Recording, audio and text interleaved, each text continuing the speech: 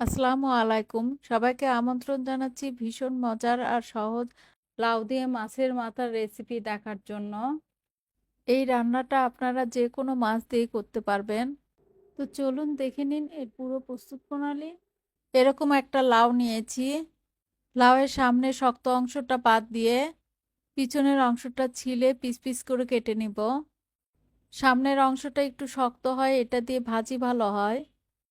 চুলায় একটা হাঁড়ি গরম করে এর মধ্যে দিয়ে দিচ্ছি 2 টেবিল চামচ তেল।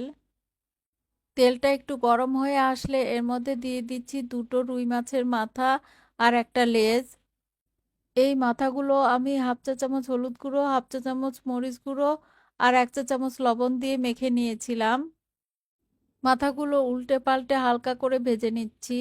ভেজে তুলে নিয়ে ওই হাঁড়িতেই দিয়ে দিচ্ছি 1/3 কাপ তেল, দিচ্ছি হাফ কাপ পেঁয়াজ কুচি। পেঁয়াজটা হালকা ব্রাউন হয়ে আসলে এর মধ্যে দিয়ে দিচ্ছি 1 টেবিল চামচ আদা বাটা, 1 টেবিল চামচ রসুন বাটা, লবণ দিচ্ছি 1 টেবিল চামচ। লবণটা আপনারা আপনাদের স্বাদ অনুযায়ী দিয়ে নেবেন। এর সাথে আদা রসুনটা একটু ভেজে নিয়ে এর মধ্যে দিয়ে দিচ্ছি 1 চা চামচ হলুদ গুঁড়ো, 1 চা চামচ মরিচ গুঁড়ো, হাফ চা চামচ জিরে গুঁড়া, হাফ চা চামচ ধনে গুঁড়া। একটু নেড়ে চেড়ে খুব ভালোভাবে কষিয়ে নেওয়ার জন্য এর মধ্যে দিয়ে দিচ্ছি 1/4 কাপ পানি।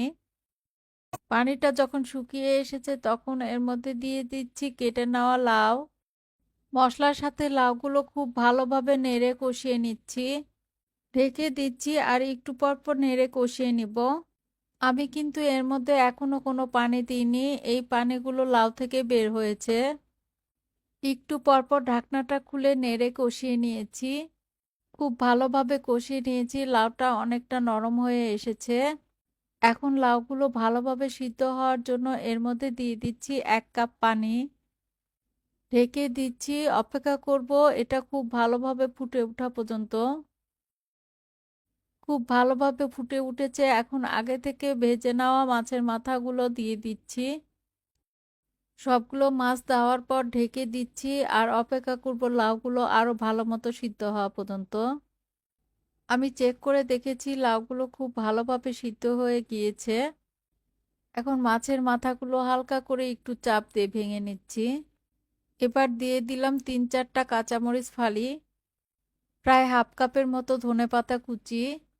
এবার ঢেকে অপেক্ষা করব 2-3 মিনিটের মতো। ব্যাস হয়ে গিয়েছে, এখন সার্ভ করার জন্য রেডি। আশা করি আমার আজকের রেসিপিটি আপনাদের কাছে অনেক ভালো লেগেছে। পর্যন্তই সবাই ভালো থাকবেন। আল্লাহ হাফেজ।